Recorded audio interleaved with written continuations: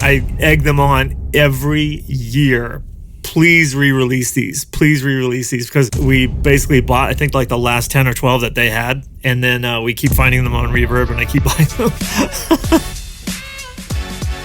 Hey. Welcome to the Mike Reynolds Podcast, episode number 5. How you doing, Christian? Doing great. How are you doing? Good.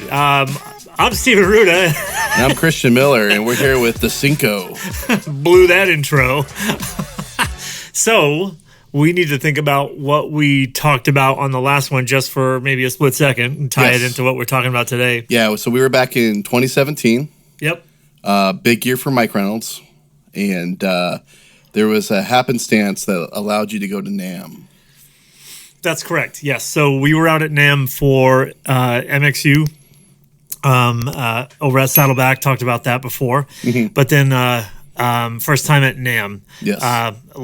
Last episode, we focused on our relationship with DPA, and we did a little bit of code-talking with DPA Mike. All the numbers.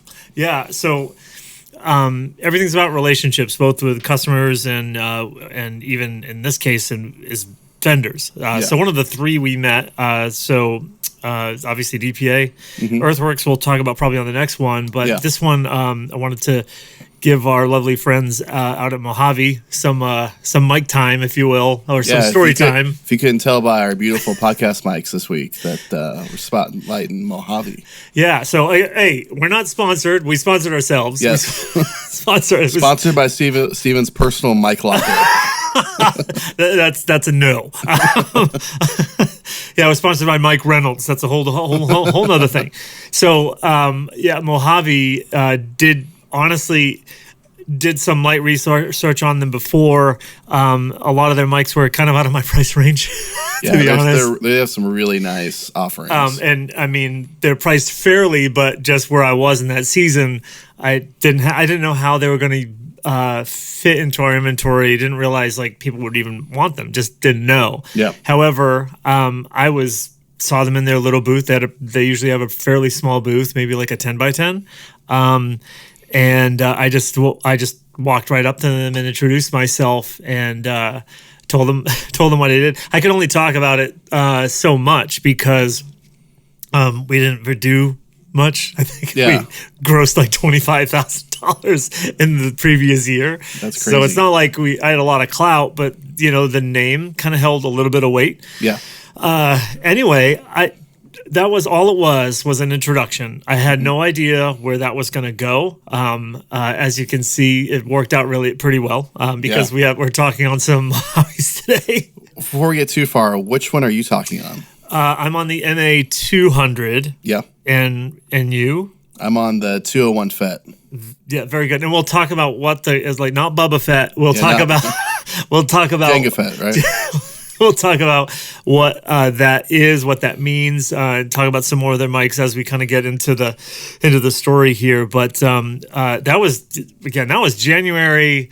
Really cool people, Dusty Wakeman, John Nuss. You guys are incredible. And if you didn't know, Mojave is one of the companies that David Royer started. So the mic designs that are with Royer microphones, Royer ribbons. So the ribbon microphone. Yeah, I'm pretty sure it's the only microphone to win a technical Grammy. Usually all those go to like consoles and other things like that. But I'm pretty sure, and they're pretty proud of it, as they should be. And it might have been the 121. We will end up highlighting Royer at one point. Oh yeah, that's going to sound amazing. Yes. Anyway, but David does the mic designs for the ribbon side, and that's Royer, and then he also does condensers, and that's what Mojave is. All of them, save one, are condenser microphones. Yes. Last year he finally did a dynamic, and I'm pretty sure somebody had to twist his arm in order to do that because he doesn't necessarily like them. But just learning more about the thought behind his designs was a whole nother thing. I got to listen to his stereo recordings, and so like kind of old school. You know, how they used to mic bands back in the day, was just like everybody was just 2 mics, and that had to capture everybody, even the lead. Wow. So, oh my word, his mic technique and his mic designs combined. I listened to some of the stereo recordings, and this is some of the most beautiful things I've ever heard. I wish if there's a way I can find those and share those, I certainly will. But yeah, his placement. But the Mojaves tend to be have a natural sound, but then also give you some high end. And a lot of that is is so you can stereo mic a group and be at a little farther distance, because that's what usually ends up. You know, you have to have to compensate for that in a larger group and with distance. But where this kind of ties deeper into our story is. Oh, shoot. I think I'm getting ahead of myself. Am I getting ahead of myself? I don't think so. We're going to jump into the first ones you kind of messed with? I didn't see it. Yeah, sorry. My bad. So where this kind of comes and intertwines into our story is with our dear friend Andrew Stone. And like all things Andrew, he will just text me, and I think I might have been doing a Sunday service at South. He asked me, hey, what is this about the Mojave, or have you ever heard of the Mojave MA 100s? Actually, it was the 101s he was actually curious about. I might as well just grab this thing here. Yeah.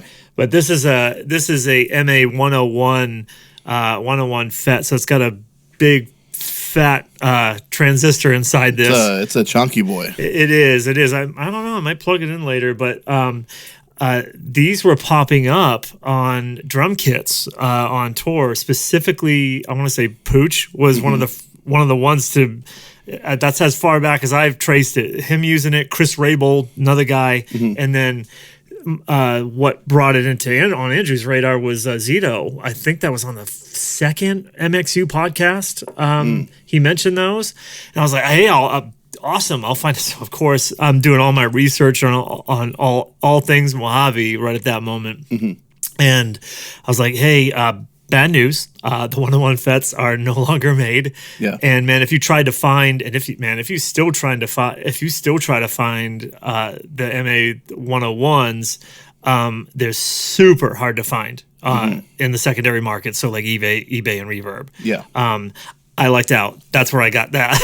Yeah. So like if those ever pop up, I grab them because they sound killer. Now what I recommended for him to try, or I was like the only other choice is the MA 100. So the MA 100 is 5 pins on that sucker. That's because these a pair of these go back to a tube power supply. So I was able to reach out to Mojave and set up my dealership and whatnot. And I was like, hey, I got these coming to you, man. And he never gave them back to me. Oh, yeah. I wish I had screenshots of those texts, but they were really, really great. He was basically like, these aren't coming off. You should hear this just with the kick and the overheads all by itself.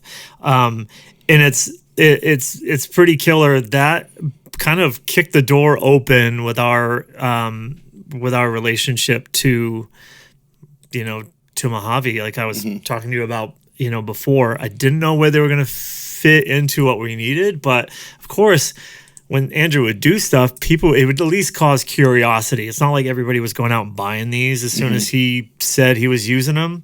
Well, at that time there was 2 drum kits, and the other one I believe had 200s on it, or 300s that they used as overheads at 1.2.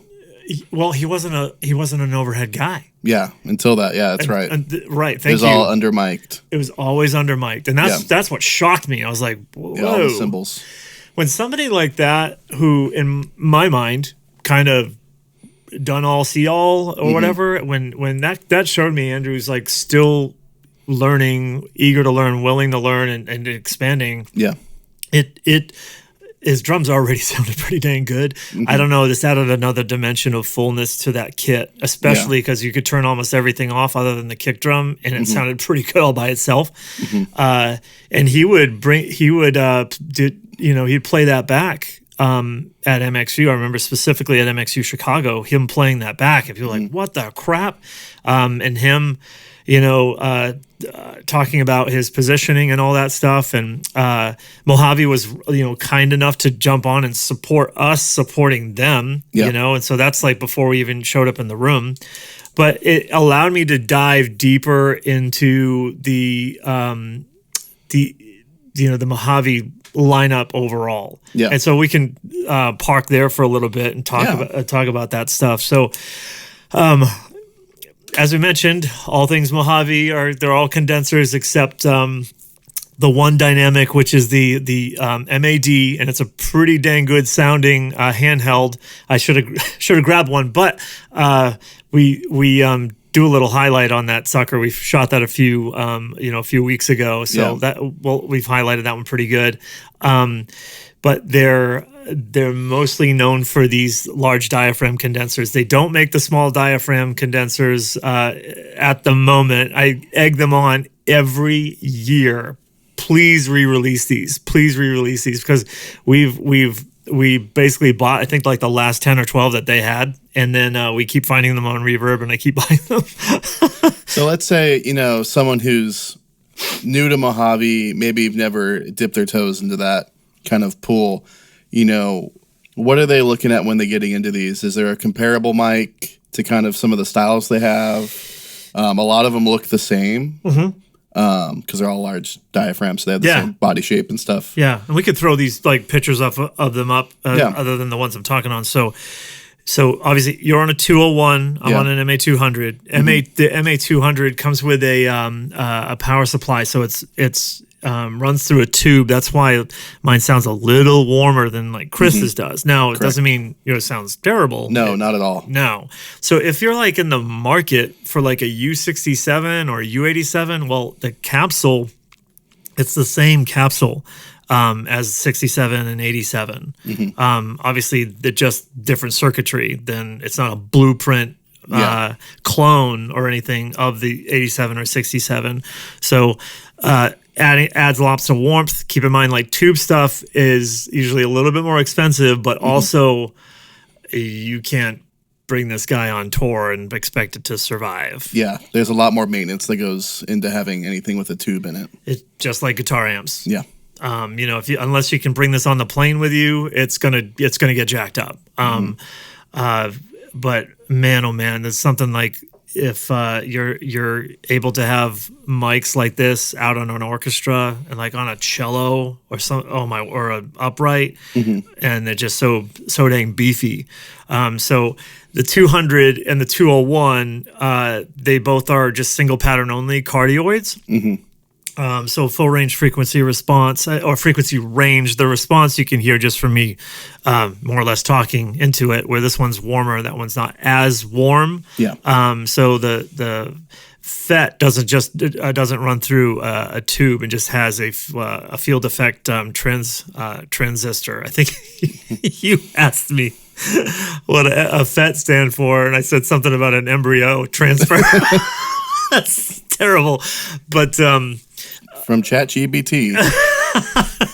So but then there's the 300 and the 301, which again, same capsule. Do they sound better, or is there just different options with those?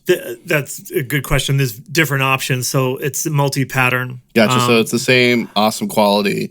You just have some more tools, I guess you would say. You have Omni, and then you have bidirectional. Yeah. That's really it. If you took a 300 in cardioid and put it next to a 200 in cardioid, you wouldn't be able to tell the difference. Yeah. Same thing with the 301 FET and the 201 FET. Mm-hmm. Now, if you really want to kind of go all out, they do have a couple of more high-end options. So if you're familiar with the C12, the AKG C12, that's like, if you watch the Netflix special for like We Are the World, that C12's all over that room. There's so much money in microphones floating around those rooms. And those are like vintage C12s. Well, the MA1000 is what would be comparable. Actually, I believe it also uses the same capsule, but obviously different. It's Mojave's Mojave circuitry. Yeah. That also is uses a tube. So you can't, again, you want to be very careful. That's either going to live there or handled with kit gloves if you, end up traveling it's a with white glove experience if you're traveling with that. Correct. Another one which is newer is the MA37. So the MA37 is supposed to emulate the Sony 37. It's too much for my pocketbook, so I haven't heard it. And I don't. So ergo, I don't have it. But that's kind of their. That's their lineup in the nutshell. With the last one, it's kind of like the dark horse, but they do make a so. When you have a tube, it's going to be more expensive. When you use FETs, it's going to be less expensive. When you take out the transformer altogether, it's going to be like the cheapest version of a condenser that you can get. So keep in mind, condensers, they got electronics, so they need phantom power. This one was hot in 2020, and that was the MA50. And it's the only one that's still black. Because like these all used to all their mics. Definitely, when it comes to like live production, it's the coolest looking one because it just blends in. Yeah, we still get asked, "Hey, can I buy this in black?" I'm like, they changed the colors. I'm sorry, because they all used to be all blacked out, and you could not tell which one was which. Not from a distance. Yeah, because now all the FETs are this gray color, vintage gray. And they have the champagne. Yeah. The MA1000 is white, but that MA50, and it's funny, I can't even remember if we have any MA50s, but we don't. Okay. No. Might need to get some of those. Send the PO in next week. You heard me. But they were telling me in 2020, like they had so many orders that they were socially distanced in hotel rooms, all building the microphones. Yeah. So the build quality of Mojaves, they're done by hand. So like David Royer himself is putting some of these together. And if you have a repair issue, I've been called by him and I'm like, oh my word, how are you? And we talk about everything. But the outer bodies are basically from overseas. However, all the internal, the guts and stuff like that, that's right here in the U.S. and they get fully assembled in the U.S. So that's kind of Mojave in a nutshell. And because of the exposure, kind of Andrew put on the MA100, it allowed us to just start to look into the 201s and of course the MA100s and 101s aren't around, so we're like, hey man, some people feel like they missed the boat and I hate that. Can you try some 201s and tell me what you think about those? We actually ended up sending him the 301s, and in good old Andrew fashion, he wouldn't give them back to us. Oh yeah, the good old let me try these out, and these aren't leaving my drum kit. I already have we already got the distance gauge out and got them measured, tailored. They're not moving anymore. I said, hey, let me buy you a pair of 201s so you can use the cardioid pattern. That's all you're really going to need. He goes, they're locked in. It's like, oh, sorry, bro. Yeah, I'm pretty sure Jesse was on the drum kit for probably like an hour or two, just dialing in, delay compensation and with the tape measure out there. So because they're a small company, it's great. Like when I call them, it's like John's picking up the phone. Sometimes Ross might, but then I'll call Dusty, and Dusty was very supportive throughout our MXU journey. As it grew, super supportive.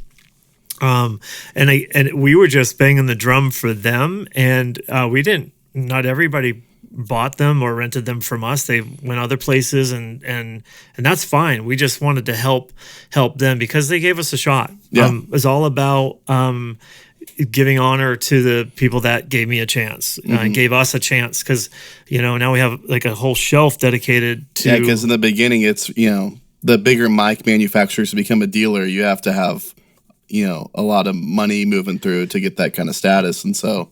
I couldn't promise them anything. Yeah, these smaller companies, not smaller now, but at the time, kind of more niche mic manufacturers. Yeah. With the DPA, Mojave, and with Earthworks. Yeah. Really came in clutch. Well, you were at NAMM this past year. You saw my relationship. We're on hugging terms. It's not like, hey, good to see you. It's like, I love these people. And, they went through, can't imagine going through, COVID on their side of things, but I'm glad they, everybody came out. Oh, for sure. Fairly well on that. But, of course, we're always saying like, hey, if you're curious how these sound, you can always like do a shootout before you loot out, as we say, and go to our site and and try them out. And of course, talk to us first. We always want to make sure if like, is it the right fit? Because you might have something laying around that will work. You got to be familiar with like the cost of these, not just the rental side, but if you end up committing to them long term, it might not be feasible. It's all about for us, we want to help you with your own stewardship. If you have a tough time making the decision. But so throughout the year. Yeah, so back in 2017. 2017. It was a pretty busy year, and so I mentioned before that Andrew was using these Mojaves, just soloing the overheads and having his kick. I think the kick mic at the time was like a D6. That was his go-to for a while. And man, just that blend. I wish I could play it back for you right now, but I just remember in my head, it was just like, holy cow, just the body of that. So that was in Chicago.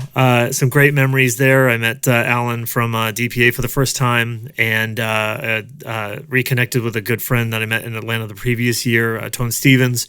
And that's kind of when we started forming this, like, there was like this trifecta of people that supported us between DPA, Earthworks, and Mojave. At all these events.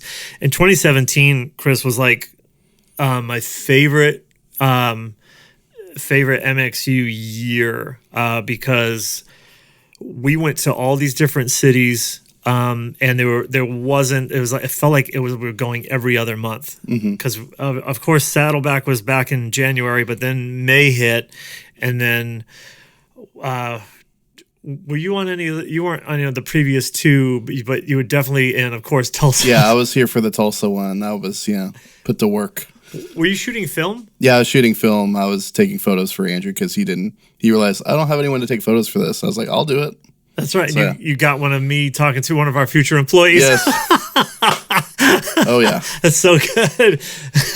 and Chris Trowbridge, want to shout Andrew him out. And Chris Trowbridge, it's so good. Yeah. So the next stop was so that was great. It's funny, I worked South Campus that weekend, so I've already been up at 3:30 in the morning. Didn't they like have you didn't have to do a full tear out after that? Like, that was kind of nice. Yeah, no load out. It was a set up tear down church, and so like everything had to come off a semi truck, get set up every morning, and then all loaded back onto a semi truck. And so not having to do that is a big deal. I just had to set up this is the first time I had like a setup, like tables, to like display stuff. I've never done that before, so I was totally like winging it. Oh yeah, you had all those like the little straight stands with all the different kind of selection you had at the time. Mics weren't really even plugged in. No, I might have borrowed somebody's Royer. Yeah. So that was really cool. That preceded the last Seeds conference, which was to me, there's nothing like that. And of course, Andrew was a huge cornerstone of that. Like, I felt like between him and Daniel, we had like a good power punch. A very great dynamic, and how Andrew and like Whit would talk through their session and their problems and be very honest about that. Is that website even a thing still? It's still up, but like I've tried logging into it, and I don't know if that works. Okay.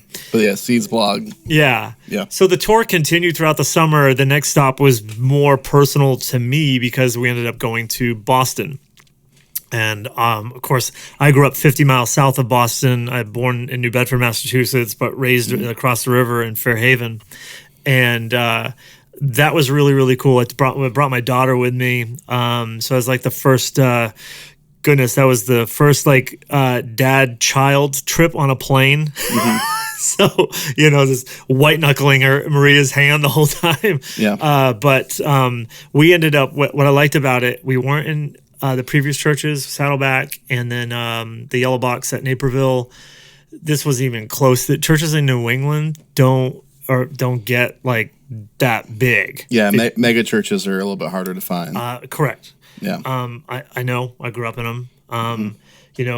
Easily less than 500, but sometimes easily less than 100 or 200. Yeah. But we were at International Family Church, and I went to college with Jay Del Turco, and so that was again super close to home for me. So it was awesome to see. There were people that drove up from New York, so drove about 4 hours to come to that. My mom brought some people from her church, and they never heard any of the stuff that Andrew and them are talking about. And I want to feel like I felt like they dialed back the setup to, well, they had to because the ceilings were only 10 feet tall. Oh gosh, it was, maybe 12. I'll give you 12, but still, you can't hang a line array from that. Yeah, you can barely, get like a speaker on a stick in there. That's probably like. Yeah, I think they might have. Oh goodness, I can't remember what PA they were traveling with at that time because I think Adamson was a thing later on in the year. But that was really cool, really special, and I was just glad to see and pour into and talk to the people that that came through that today. Alex Bertolotti. Down at Celebration Church in Austin. He was from a church in out of Brooklyn, a sister church of Brooklyn Tabernacle, and he was there. And of course, now he reaches out all the time. Oh yeah, I see his name coming through emails all the time. Transplanted New Yorkers, man. But what was the next one in September? We ended up going to DC. Ended up being at Metro Church. And then again, that was another great experience. That's when we switched to an Adamson PA, but this time started having Earthworks and DPA actually physically present in the building with me. I remember freaking out because my entire Mike and Ike supply was stuck in FedEx. Oh gosh, that's where my priorities were. So I had to drive to the FedEx thing and pick them up. Who was? This is really random. At the Tulsa one, who was the DPA rep that was there? Was that Alan? That was Alan? Crazy. I didn't even realize that was the First Amendment Alan. Yeah, he brought, no, it's funny. I think I have pictures of this too. I did some recordings on their they don't make it anymore, but it's called the Device. They would do all the de facto, devote, discreet, and all that stuff. Yeah. They kind of dropped a lot of that branding, but the Device was this little portable recorder. Excuse me, that you could connect to your iPhone and add microdots to it. So he took two 4099s and just it was actually pretty. Oh wow, pretty cool little portable stereo recorder. Yeah, can they come back? Can they bring that back with micro lock now? Yeah, right. I know. So that Metro, that visit. Somebody who's now. I'm close friends with now. I met Armando Fullwood for the first time at that, and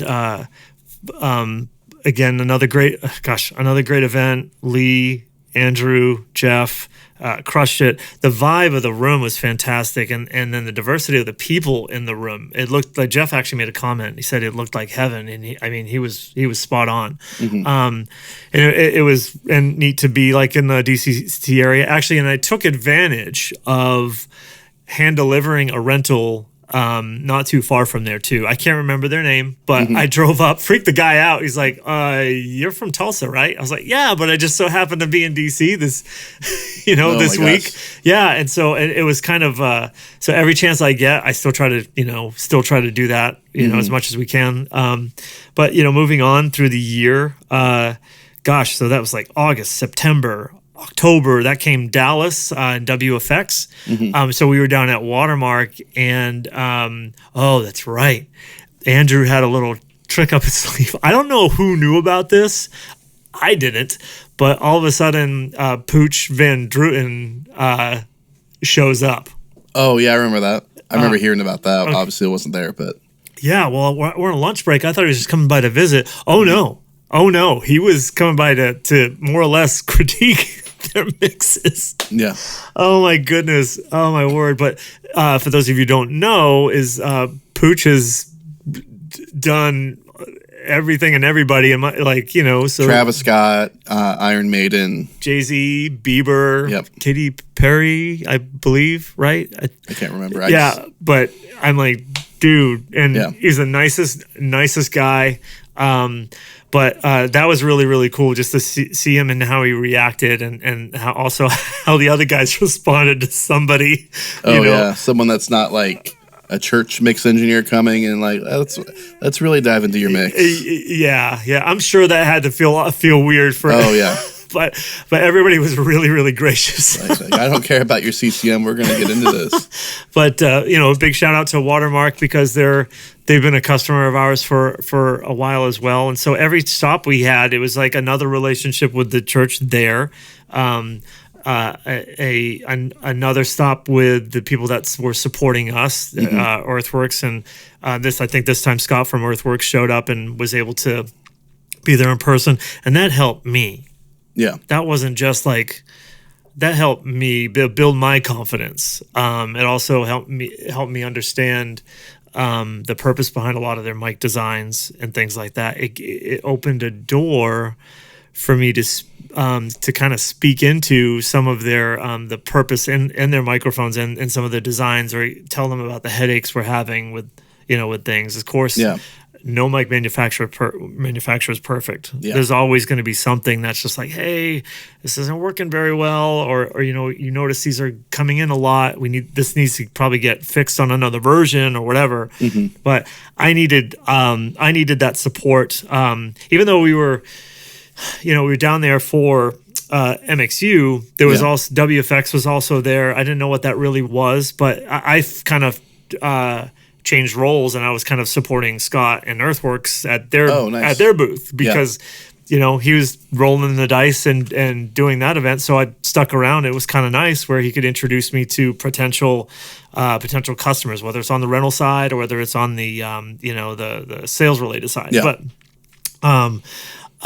it's always nice to have that event, and then followed by having MixU, and then followed by like another thing, be it NAB, Infocom, or NAM. That always worked out. But then, the one to finish the year out was memorable because it was my birthday, and I had a sinus infection. But we were doing it at Soundcheck. So Soundcheck, if you want to catch up to date, I believe is going to end up being Rock Nashville and owned by Claire as of present. Yeah. But you walk into Soundcheck and there's all of these bands that have rehearsed there. And none of them, funny enough, none of them come to mind, but there was a lot. Yeah. But it was a well-known rehearsal space in the area over on Cowan Street, right next to Topgolf. And I don't think I've been to Nashville. I hadn't been to Nashville in a very, very, very long time. I can't even remember the last time I was there, maybe 2004. So it's, it's been forever. So the exposure to that was really, really cool. I remember the reaction that Andrew got when he played back the Mojaves. And of course, this room is kind of sound treated too. Yeah. Rehearsal space, right? So, oh my word! Of course, you hear more resolution when the acoustics are kind of are under control. Yeah, you can hear more of that versus in a live space. You have, reflections and all kinds of stuff. But anyway, for them to hear that, it was like they're hearing it like in a studio environment. It was really, really cool. And it's funny. I got to give a shout out to Jeremy Van Valkenburg, who was ended up being at Transformation here in town and now at Crosspoint in Nashville. He walked out to me and was like, hey, can I buy a set of those? And I was like, well, I just opened this box. So, they're yours. Take them home. And funny enough, we bought that pair back. Oh, yeah.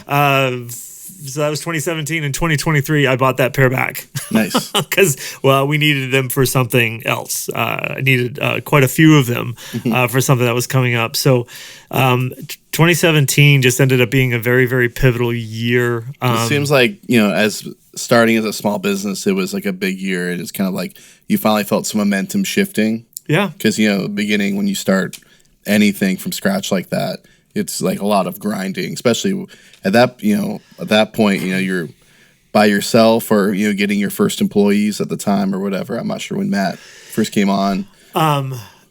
That's a good question. Over the summers, a couple of summers, I think that summer I had Jordan Williams for the first time. So it was like our intern. Intern. Yeah. Yeah. I don't know if I paid him or how much I paid him or whatever. I can't remember. But I knew him since he was really young. Mm-hmm. So, he was super loyal and really trustworthy and stuff, but I didn't have anybody throughout the rest of the the year. And it's funny, even though stuff is going well and I see the momentum, one thing is to let our listeners know is like, I'm at that, at that point, I'm a father of 5 and I'm not getting a paycheck from something that I started. So this is like over 2 years now. And so I'm having to find things elsewhere and keep things going. And so I could start feeling a little bit of it was starting to get hard to balance because I would have to go somewhere and work to earn money. Yeah. And then like a rental or two would come in. I'm like, oh crap. You know what's funny? Specifically the one when I was down in Dallas, North Coast Church out of San Diego. Shout out to Dennis Choi and Andy Bennett. But they were the ones, they're actually renting from me. And I was like, oh, shoot. I was like, hey, I'm going to have to overnight this. I'm because they didn't have to know why, but I had to get back from WFX to get all that stuff because you were out of office. Sent overnight. And then, of course, we don't have the discount like we do now. Yeah, we're not having the account. That really hurt. Yeah. But there was that constant balance and, ending the year out, we had a great Christmas and all that stuff. As far as like the rental traffic was definitely higher, starting to see that wave come back. We were giving the discount, the MXU discount codes at all the shows and people were starting to use them. Yeah. However, it was a tough Christmas in the Aruda household. That was really, really tough. I'm just glad that, the kids don't see it, feel it. I just know. I know what I want to be able to do for my family, and it can be very discouraging. But I had to not fall into that discouragement to take me off the path that I was on, to distract me from where I believed I belonged and what I was called to do, and that is this. Yeah, man, that's awesome. Yeah, I mean that's a good spot to kind of end right there. I feel like if we go any further, we might be further, 2.5 hours. Probably, I might start crying and all that stuff. You start crying. I'll bring my therapist. DJs are going to start rehearsing. But yeah, we haven't mentioned this yet, but if anybody wants to try us out, you can use the code RENT15, RENT. I was like, don't use 50. Rent 100. It won't work. It won't work. We turned it off. Rent 15 to get 15% off anytime. Doesn't have to be your first. So if you watch this, just do it. Also, if you have the warehouse, subscribe, share this. If you got other people that need to see this or friends and stuff, please feel free to share it around and ring that bell. That's another thing. I don't do that personally, just being transparent. But if you like more notifications on your phone, then go right at it. Awesome, man. I can't wait to continue the conversation on the next one we do. Yeah. Thanks, guys. We'll see you next time. See ya.